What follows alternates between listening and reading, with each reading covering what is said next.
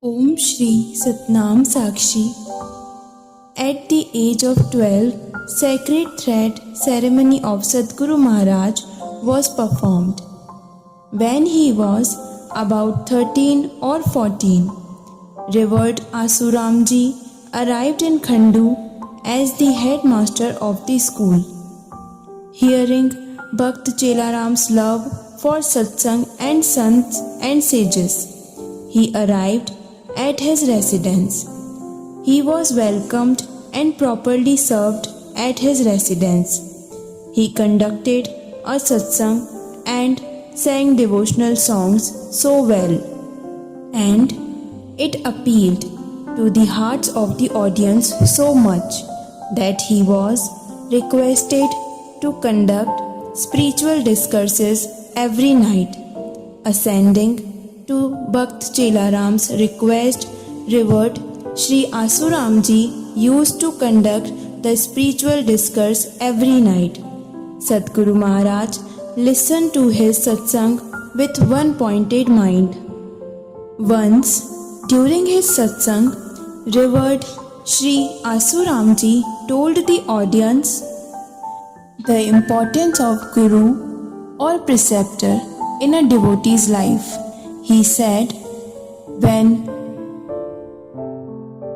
one cannot achieve God realization without a competent Guru or spiritual guide, to be initiated by one's Guru is a must for an spiritual aspirant.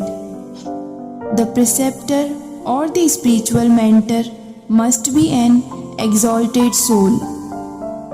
He should be Brahma Shrotri, Brahma Nishti, that is, he should be well versed in scriptures and should also have his own personal mystical experiences by God realization, which he in his own turn must have acquired at the sacred feet of his Guru. The preceptor should have vast and varied knowledge of holy books, along with the insight and unflinching faith in his own exalted soul, which is an undivisible part of the Supreme Soul. The whole congregation was initiated into the sacred name by Revered Sri Asuramji. Bhakt Chelaramji and Mother Krishna were very happy. After discharging his duties, Sri Asuramji would regularly conduct the spiritual discourses. Sadguru Maharaj would regularly and punctually fetch water, serve the sons with great reverence and love, and would sit in a solitary place for meditation, either on the bank of the river or in a garden or in a crematorium. Occasionally, he would compose hymns and devotional songs and sing them in his sweet and sonorous voice. Sadguru Maharaj was now 16. On the 11th of Kartik Samvat 1960, Bhakt Chelaram, whose health had begun to deteriorate, foretold all the devotees and other spiritual aspirants that he would leave for the heavenly abode on 17th at 4 am.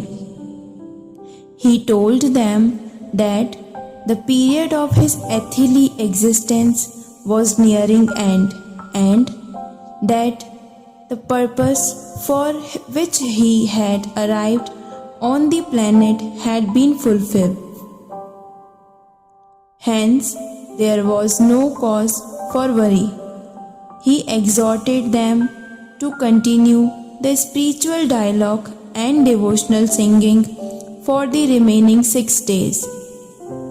He instructed them to help his elder son Tahil Ramji in inviting all the known sons, holy men, friends and relatives. In compliance with the wishes of Bhakt Chelaram, devotional singing and discourses continued, along with Bandara community lunch up to the small hours of 17th, when Bhakt Chelaram dropped a hint of his final departure. Before his departure for the heavenly abode, he blessed the assembly by saying, "May your minds be always fixed on reciting the name of the Lord, in doing benevolent acts and meditation of the Supreme Soul.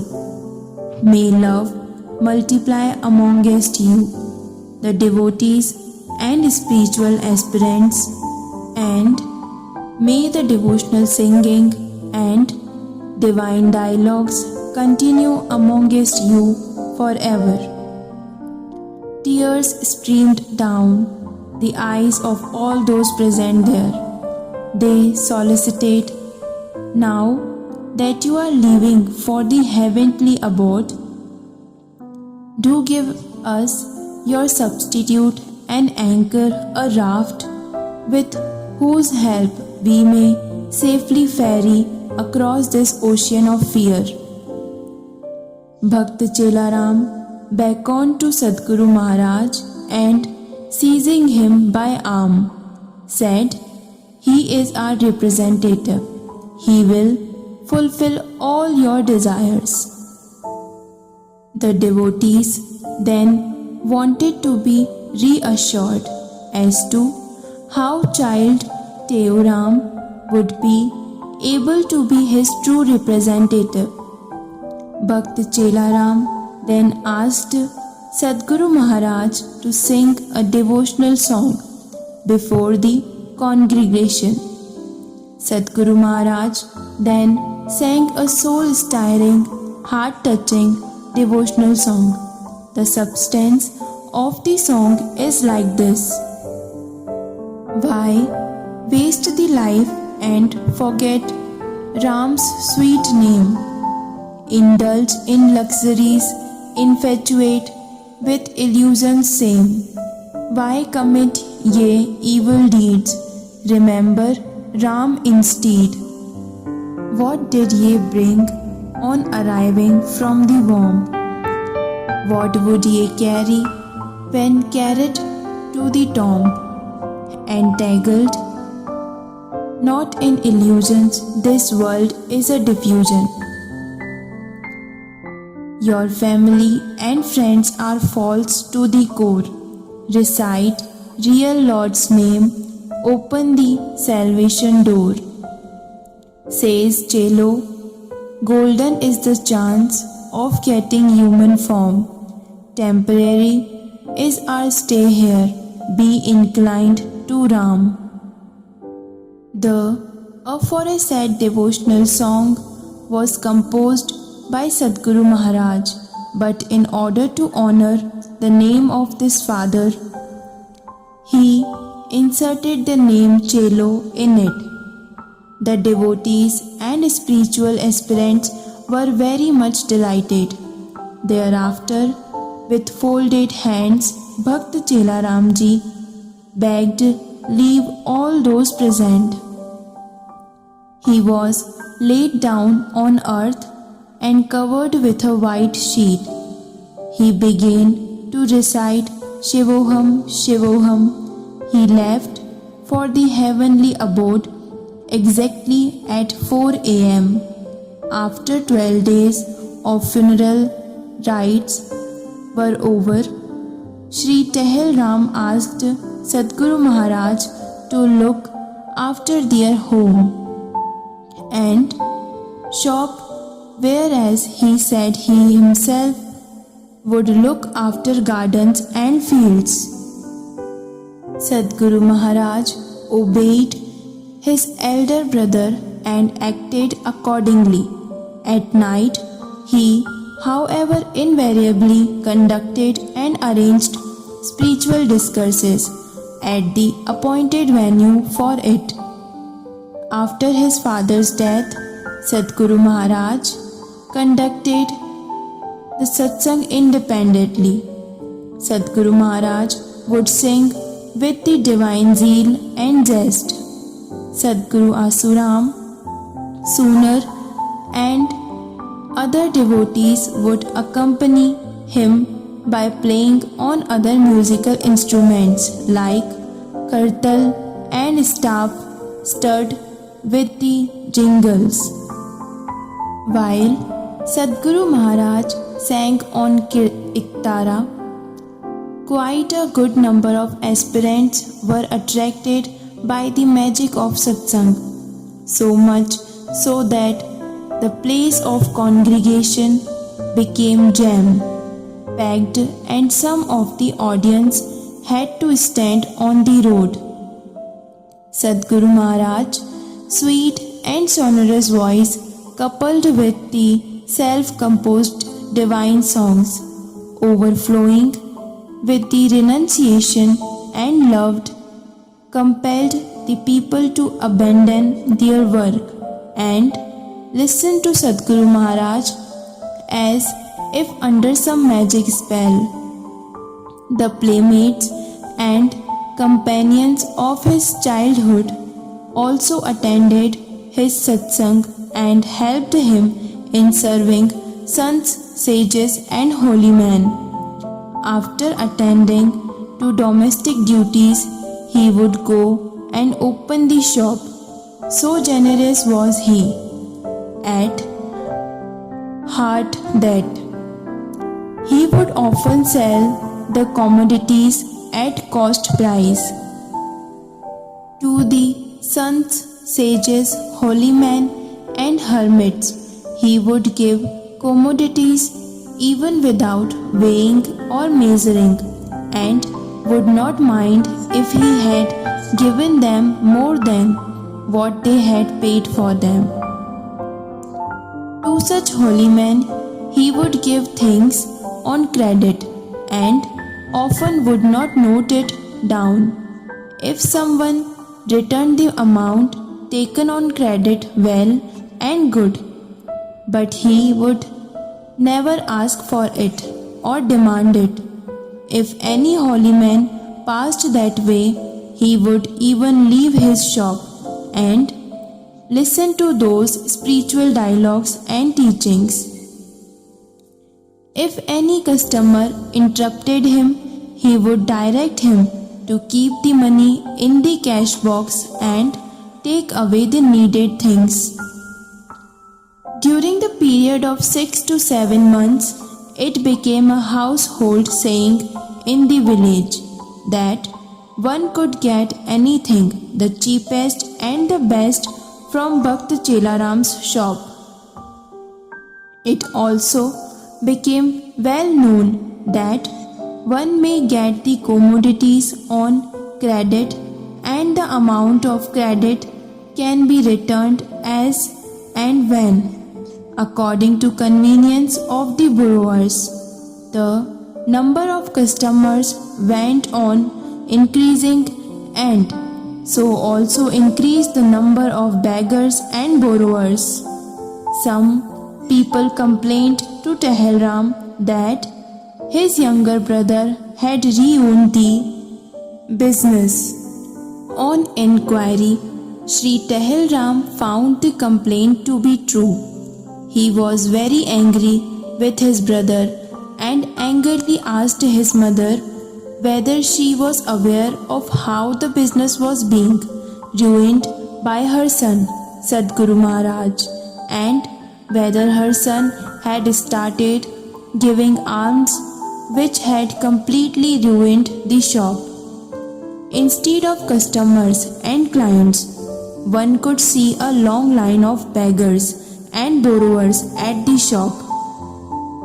Sarcastically, he added, if the mother and her dear son Sadhguru Maharaj really intended to do meditation and penance, it would be better if they went to some temple. Mother Krishna pacified her elder son Sri Tehelram and asked him not to scold his younger brother. She, however, assured him that she would ask Sadhguru Maharaj to pay proper attention to business and maintain proper account. Sri Tehelram went to assess the stock of goods in the shop and also checked the accounts. To his great amazement, the goods in the shop were worth twice or 3 times the amount he had originally invested. A doubt arose in his mind whether his brother might not have borrowed the goods on credit. He expressed his doubt before his younger. Sadhguru Maharaj smiled and told his elder brother that all the goods in the stock had been purchased out of the money originally invested. Not a single commodity had been purchased on credit. Great was the bewilderment of Sri Tehelram. He was amazed to find that even after giving things in charity and on credit, there appeared to be no loss. Hence, he asked his brother to continue running the shop. After closing the shop at 5 in the evening, he would often sit absorbed in meditation on the bank of the river, and after that he would spend his time in composing and singing devotional songs. At the time of sunset, he would ask all the devotees and aspirants to bring iktara, empty pitchers, and other musical instruments at the place of devotional singing and satsang. For the first hour or so, other sons and holy men would preach and give sermons, and afterwards Sadhguru Maharaj would offer ambrosia of spirituality. Swami Gwallal Ji, younger brother of Sadhguru Maharaj, Bhai Dalu Ram Ji, and other also helped, supported and synchronized in singing. One day, all the devotees and others who attended satsang requested Sadhguru Maharaj for the extension of the platform where the congregation assembled, as it could not accommodate sufficient numbers of persons. After obtaining his permission and attending the satsang, they started extending the platform towards bazaar. The material for that purpose had already been collected. Sadhguru Maharaj supervised the work while it was going on. The devotees requested Sadhguru Maharaj to take rest. They worked up to the small hours of morning. When it was complete, they showed it to Sadhguru Maharaj, who was much pleased to see it. They were then asked to take rest and refresh themselves. Sadhguru Maharaj also went out for morning ablutions and sat down for meditation on the bank of the river for some time and then returned home. Early in the morning, when people witnessed the extended platform, some of them were mighty pleased while others became jealous. Some of the jealous people approached the headman of the village and Tehsildar and complained that it was unauthorized encroachment and that it had caused congestion in the bazaar. When Sadhguru Maharaj opened the shop at about 11 am, the Tehsildar, district level officer, asked him to dismantle it. Otherwise, legal action would be taken against him. In the evening, When all the devotees and holy men assembled, Sadguru Maharaj apprised them of the development in this matter. They sought his permission for taking to the headman and the Tehsildar, but Sadguru Maharaj asked them to attend satsang first. Next morning, when Sadguru Maharaj returned home after bathing and performing morning ablutions, he saw the newly constructed platform demolished. On enquiry from his mother, Sadguru Maharaj was informed that the Tehsildar along with some other men had arrived and got it demolished. In spite of her request not to do so, they persisted in doing it. In the evening, when all the devotees, disciples, and holy men arrived and wanted to reconstruct the demolished platform, Sadguru Maharaj asked them to let it remain so and not to bother about it. Then he sang a heart-touching devotional song. The substance of the song is, O God, you are omnipresent. You pervade in all. There is no place where you are not present. Sometimes you enjoy the good things of life. Sometimes you absolutely renounce everything and remain firmly rooted in yoga. Sometimes you observe the vow of silence. Sometimes you sing the songs in praise of the Almighty. Sometimes you become the divine idol in the temple, meant for worship and veneration. Sometimes you act as a devotee and prized, and offer consecrated food to the deity. Sometimes you set up temples and holy places and worship in them. Sometimes you get the temples demolished. Sometimes you beg for alms from door to door. Sometimes you are called a very rich aristocrat. Somewhere you humbly submit and supplicate at other places. You command and issue ordinance. Sometimes you act as a detached and dutiful worker.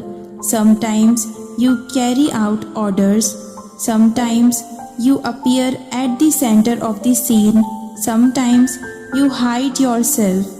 Sometimes you act as an illuminated preacher and preceptor. Sometimes you are called disciple, says Teuram. In various sports, you manifest yourself. Listening to this sweet, serene, and celestial song, the hearts of the devotees were absorbed in love. They were transferred into the world of ecstasy. They then again asked Sadguru Maharaj if the demolished dais should be reconstructed. Next morning, 2 or 3 village chiefs appeared on the scene and informed Sadguru Maharaj that they had been deputed by the Tehsildar to convince him to desist from getting the dais reconstructed. The devotees, on the other hand, waited for his order to reconstruct it. Sadguru Maharaj kept quiet, so the matter ended there, and the devotees and disciples went to their respective homes.